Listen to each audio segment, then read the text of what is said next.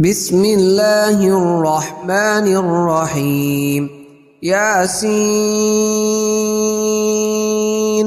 والقرآن الحكيم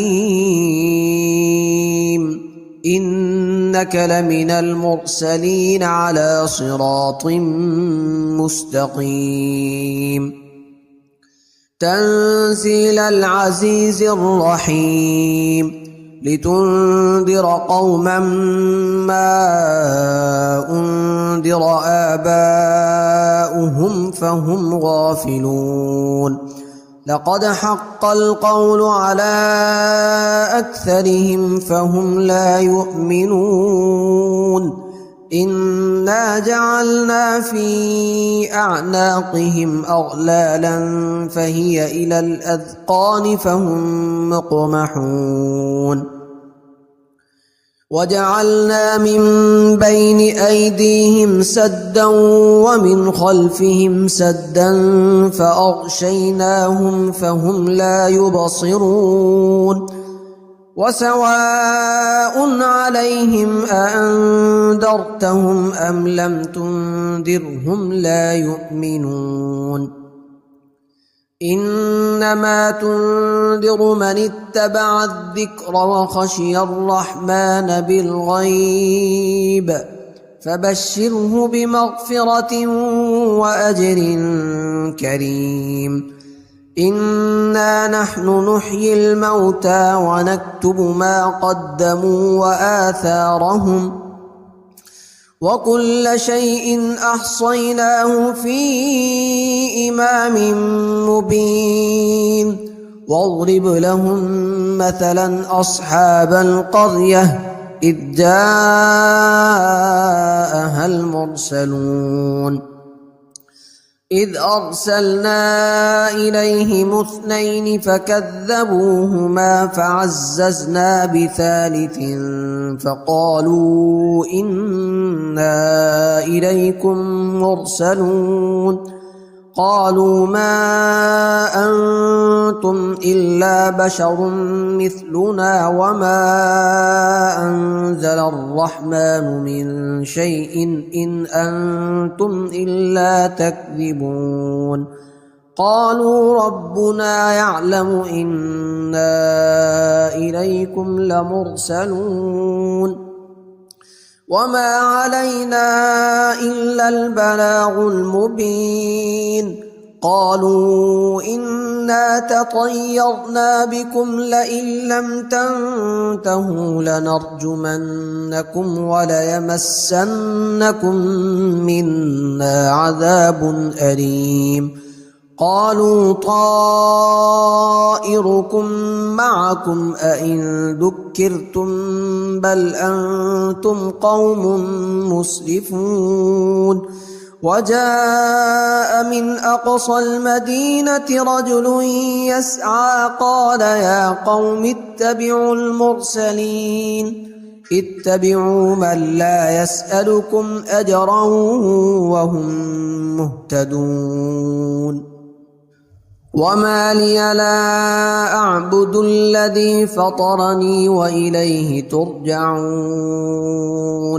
أأتخذ من دونه آلهة إن يردني الرحمن بضر لا تغن عني شفاعتهم شيئا ولا ينقذون إني إذا لفي ضلال مبين إني آمنت بربكم فاسمعون قيل ادخل الجنة قال يا ليت قومي يعلمون بما غفر لي ربي وجعلني من المكرمين وما أنزلنا على قومه من بعده من جند من السماء وما كنا منزلين إن كانت إلا صيحة واحدة فإذا هم خامدون يا حسرة على العباد ما يأتيهم من رسول إلا كانوا به يستهزئون ألم يروا كم أهلكنا قبلهم من القرون أنهم إليهم لا يرجعون وإن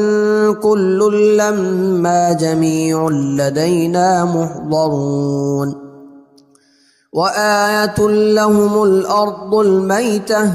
أحييناها وأخرجنا منها حبا فمنه يأكلون وجعلنا فيها جنات من نخيل وأعناب وفجرنا فيها من العيون ليأكلوا من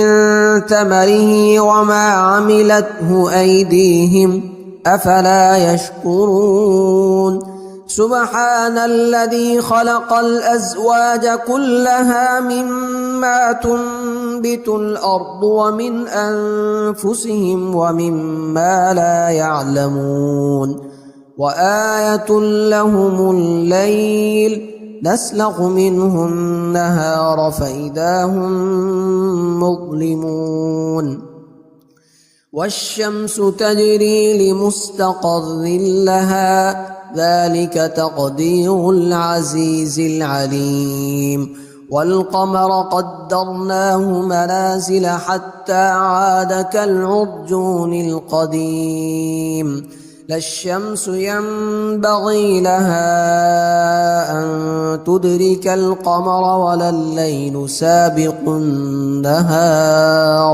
وكل في فلك يسبحون وآية لهم أنا حملنا ذريتهم في الفلك المشحون وخلقنا لهم من مثله ما يركبون وإن نشأ نغرقهم فلا صريخ لهم ولا هم ينقذون إلا رحمة منا ومتاعا إلى حين وإذا قيل لهم اتقوا ما بين أيديكم وما خلفكم لعلكم ترحمون وما تأتيهم من آية من آيات ربهم إلا كانوا عنها معرضين وإذا قيل لهم أنفقوا مما رزقكم الله قال الذين كفروا للذين آمنوا أنطعم من لو يشاء الله أطعمه إن أنتم إلا في ضلال مبين ويقولون متى هذا الوعد إن كنتم صادقين ما ينظرون إلا صيحة واحدة تأخذهم وهم يخصمون فلا يستطيعون توصية ولا إلى أهلهم يرجعون ونفخ في الصور فإذا هم من الأجداث إلى ربهم ينسلون قالوا يا ويلنا من بعثنا من مرقدنا هذا ما وعد الرحمن وصدق المرسلون إن كانت إلا صيحة واحدة فإذا هم جميع لدينا محضرون فاليوم لا تظلم نفس شيئا ولا تجزون إلا ما كنتم تعملون إن أصحاب الجنة اليوم في شغل فاكهون هم وأزواجهم في ظلال على الأرائك متكئون لهم فيها فاكهة ولهم ما يدعون سلام قولا من رب رحيم وامتازوا اليوم أيها المجرمون ألم أعهد إليكم يا بني آدم ألا تعبدوا الشيطان إنه لكم عدو مبين وأن اعبدوني هذا صراط مستقيم ولقد أضل منكم جبلا كثيرا أفلم تكونوا تعقلون هذه جهنم التي كنتم توعدون اصلوها اليوم بما كنتم تكفرون اليوم نختم على أفواههم وتكلمنا أيديهم وتشهد أرجلهم بما كانوا يكسبون ولو نشاء لطمسنا على أعينهم فاستبقوا الصراط فأنى يبصرون ولو نشاء لمسخناهم على مكانتهم فما استطاعوا مضيا ولا يرجعون ومن نعمره ننكسه في الخلق أفلا يعقلون وما علمناه الشعر وما ينبغي له إن هو إلا ذكر وقرآن مبين لينذر من كان حيا ويحق القول على الكافرين أولم يروا أنا خلقنا لهم مما عملت أيدينا أنعاما فهم لها مالكون وذللناها لهم فمنها ركوبهم ومنها يأكلون ولهم فيها منافع ومشارب أفلا يشكرون واتخذوا من دون الله آلهة لعلهم ينصرون لا يستطيعون نصرهم وهم لهم جند محضرون فلا يحزنك قولهم إنا نعلم ما يسرون وما يعلنون أولم ير الإنسان أنا خلقناه من نطفة فإذا هو خصيم مبين وضرب لنا مثلا ونسي خلقه قال من يحيي العظام وهي رميم قل يحييها الذي أنشأها أول مرة وهو بكل خلق عليم الذي جعل لكم من الشجر الأخضر نارا فإذا أنتم منه توقدون أوليس الذي خلق السماوات والأرض بقادر على أن يخلق مثلهم بلى وهو الخلاق العليم إنما أمره إذا أراد شيئا أن يقول له كن فيكون فسبحان الذي بيده ملكوت كل شيء وإليه ترجعون بسم الله الرحمن الرحيم الرحمن علم القرآن خلق الإنسان علمه البيان الشمس والقمر بحسبان والنجم والشجر يسجدان والسماء رفعها ووضع الميزان ألا تطغوا في الميزان وأقيموا الوزن بالقسط ولا تخسروا الميزان والأرض وضعها للأنام فيها فاكهة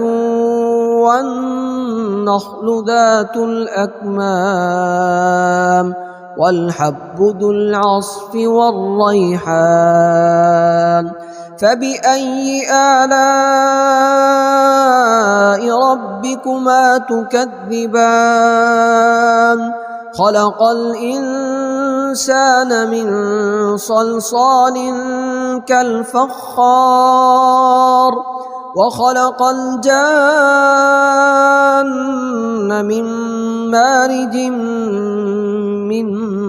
نار فبأي آلاء ربكما تكذبان رب المشرقين ورب المغربين فبأي آلاء ربكما تكذبان مرج البحرين يلتقيان بينهما برزخ لا يبغيان فبأي آلاء ربكما تكذبان يخرج منهما اللؤلؤ والمرجان فبأي آلاء ربكما تكذبان وله الجوار المنشآت في البحر كالأعلام فبأي آلاء ربكما تكذبان كل من عليها فان ويبقى وجه ربك ذو الجلال والإكرام فبأي آلاء ربكما تكذبان يسأله من في السماوات والأرض كل يوم هو في شأن فبأي آلاء ربكما تكذبان سنفرغ لكم أيها الثقلان فبأي آلاء ربكما تكذبان يا معشر الجن والإنس إن استطعتم أن تنفذوا من أقطار السماوات والأرض فانفذوا لا تنفذون إلا بسلطان فبأي آلاء ربكما تكذبان يرسل عليكما شواظ من نار ونحاس فلا تنتصران فبأي آلاء ربكما تكذبان فإذا انشقت السماء فكانت وردة كالدهان فبأي آلاء ربكما تكذبان فيومئذ لا يسأل عن ذنبه إنس ولا جان فبأي آلاء ربكما تكذبان يعرف المجرمون بسيماهم فيؤخذ بالنواصي والأقدام فبأي آلاء ربكما تكذبان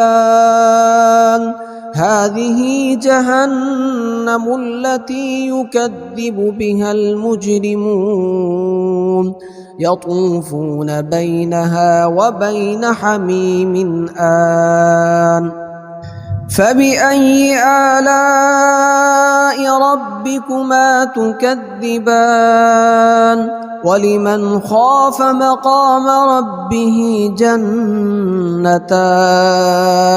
فبأي آلاء ربكما تكذبان ذواتا أفنان فبأي آلاء ربكما تكذبان فيهما عينان تجريان فبأي آلاء ربكما تكذبان فيهما من كل فاكهة زوجان فبأي آلاء ربكما تكذبان متكئين على فرش بطائنها من استبرق وجنى الجنتين دان فبأي آلاء ربكما تكذبان فيهن قاصرات الطرف لم يطمثهن إنس قبلهم ولا جان فبأي آلاء ربكما تكذبان كأنهن الياقوت والمرجان فبأي آلاء ربكما تكذبان هل جزاء الإحسان إلا الإحسان فبأي آلاء ربكما تكذبان ومن دونهما جنتان فبأي آلاء ربكما تكذبان مدهامتان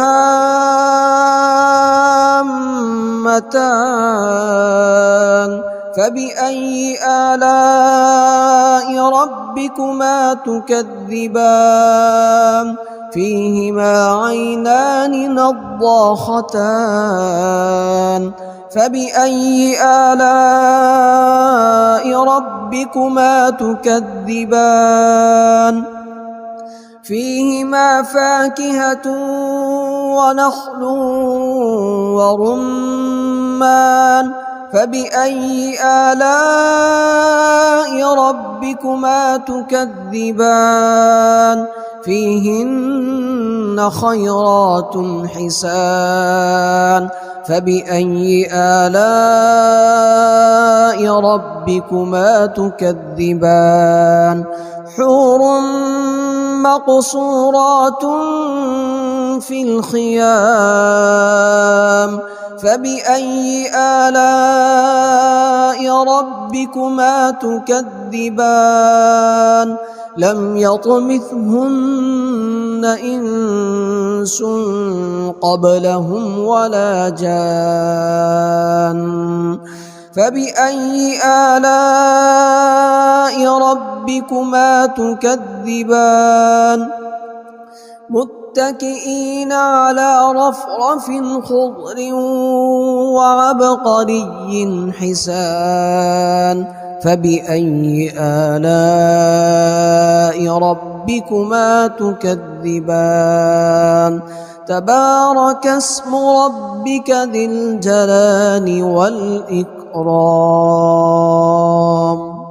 بسم الله الرحمن الرحيم إذا وقعت الواقعة ليس لوقعتها كاذبة خافضة رافعة إذا رجت الأرض رجا وبست الجبال بسا فكانت هباء منبثا وكنتم أزواجا ثلاثة فأصحاب الميمنة ما أصحاب الميمنة وأصحاب المشأمة ما أصحاب المشأمة والسابقون السابقون أولئك المقربون في جنات النعيم ثلة من الأولين وقليل من الآخرين على سرر موضونة متكئين عليها متقابلين يطوف عليهم ولدان مخلدون بأكواب وأباريق وكأس من معين لا يصدعون عنها ولا ينزفون وفاكهة مما يتخيرون ولحم طير مما يشتهون وحور عين كأمثال اللؤلؤ المكنون جزاء بما كانوا يعملون لا يسمعون فيها لغوا ولا تأثيما إلا قيلا سلاما سلاما وأصحاب اليمين ما أصحاب اليمين في سدر مخضود وطلح منضود وظل ممدود وماء مسكوب وفاكهة كثيرة لا مقطوعة ولا ممنوعة وفرش مرفوعة إنا أنشأناهن إن شاء فجعلناهن أبكارا عربا أترابا لأصحاب اليمين ثلة من الأولين وثلة من الآخرين وأصحاب الشمال ما أصحاب الشمال في سموم وحميم وظل من يحموم لا بارد ولا كريم إنهم كانوا قبل ذلك مترفين وكانوا يصرون على الحنث العظيم وكانوا يقولون أئذا متنا وكنا ترابا وعظاما أئنا لمبعوثون أو آباؤنا الأولون قل إن الأولين والآخرين لمجموعون إلى ميقات يوم معلوم ثم إنكم أيها الضالون المكذبون لآكلون من شجر من زقوم فمالئون منها البطون فشاربون عليه من الحميم فشاربون شرب الهيم هذا نزلهم يوم الدين نحن خلقناكم فلولا تصدقون أفرأيتم ما تمنون أأنتم تخلقونه أم نحن الخالقون نحن قدرنا بينكم الموت وما نحن بمسبوقين على أن نبدل أمثالكم وننشئكم فيما لا تعلمون ولقد علمتم النشأة الأولى فلولا تذكرون أفرأيتم ما تحرثون أأنتم تزرعونه أم نحن الزارعون لو نشاء لجعلناه حطاما فظلتم تفكهون إنا لمغرمون بل نحن محرومون أفرأيتم الماء الذي تشربون أأنتم أنزلتموه من المزن أم نحن المنزلون لو نشاء جعلناه أجاجا فلولا تشكرون أفرأيتم النار التي تورون أأنتم أنشأتم شجرتها أم نحن المنشئون نحن جعلناها تذكرة ومتاعا للمقوين فسبح باسم ربك العظيم فلا أقسم بمواقع النجوم وإنه لقسم لو تعلمون عظيم إنه لقرآن كريم في كتاب مكنون لا يمسه إلا المطهرون تنزيل من رب العالمين أفبهذا الحديث أنتم مدهنون وتجعلون رزقكم أنكم تكذبون فلولا إذا بلغت الحلقوم وأنتم حينئذ تنظرون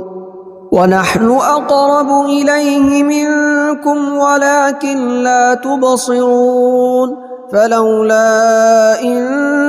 كنتم غير مدينين ترجعونها إن كنتم صادقين فأما إن كان من المقربين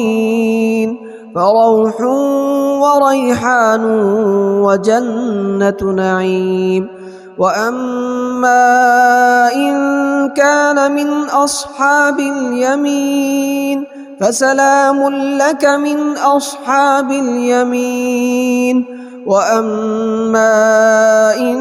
كان من المكذبين الضالين فنزل من حميم وتصلية جحيم إن هذا لهو حق اليقين فسبح باسم ربك العظيم بسم الله الرحمن الرحيم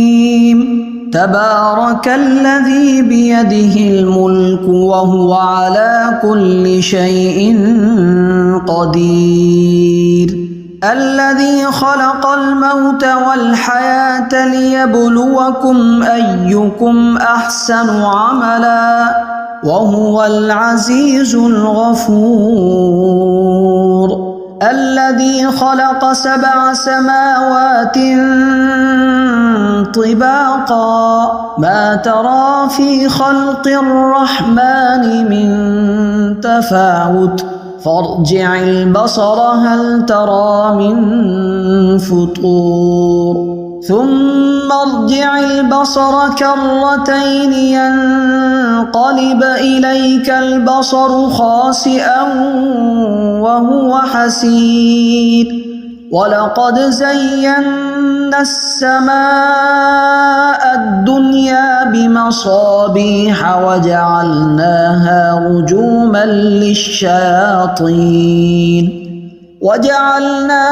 رجوما للشياطين وأعتدنا لهم عذاب السعير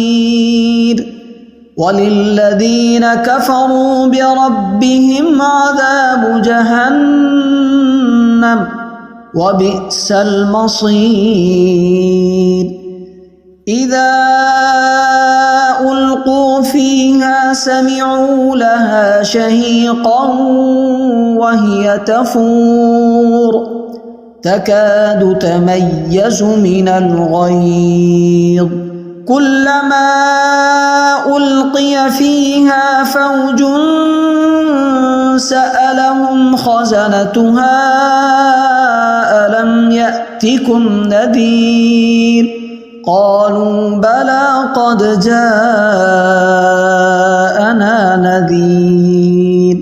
فكذبنا وقلنا ما نزل الله من شيء إن أنتم إلا في ضلال كبير وقالوا لو كنا نسمع أو نعقل ما كنا في أصحاب السعير فاعترفوا بذنبهم فسحقا لأصحاب السعير إن الذين يخشون ربهم بالغيب لهم مغفرة وأجر كبير وأسروا قولكم أو اجهروا به إنه عليم بذات الصدور ألا يعلم من خلق وهو اللطيف الخبير هو الذي جعل لكم الأرض ذلولا فامشوا في مناكبها وكلوا من رزقه وإليه النشور أأمنتم من في السماء أن يخسف بكم الأرض فإذا هي تمور أم أمنتم من في السماء أن يرسل عليكم حاصبا فستعلمون كيف نذير ولقد كذب الذين من قبلهم فكيف كان نكير أولم يروا إلى الطير فوقهم صافات ويقبضن ما يمسكهن إلا الرحمن إنه بكل شيء بصير أمن هذا الذي هو جند لكم ينصركم من دون الرحمن إن الكافرون إلا في غرور أمن هذا الذي يرزقكم إن أمسك رزقه بل لجوا في عتو ونفور أفمن يمشي مكبا على وجهه أهدى أمن يمشي سويا على صراط مستقيم قل هو الذي أنشأكم وجعل لكم السمع والأبصار والأفئدة قليلا ما تشكرون قل هو الذي ذرأكم في الأرض وإليه تحشرون ويقولون متى هذا الوعد إن كنتم صادقين قل إنما العلم عند الله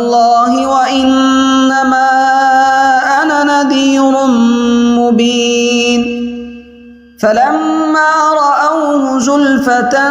سيئت وجوه الذين كفروا وقيل هذا الذي كنتم به تدعون قل أرأيتم إن أهلكني الله ومن معي أو رحمنا فمن يجير الكافرين من عذاب أليم قل هو الرحمن آمنا به وعليه توكلنا فستعلمون من هو في ضلال مبين قل أرأيتم إن أصبح ماؤكم غورا فمن يأتيكم بماء معين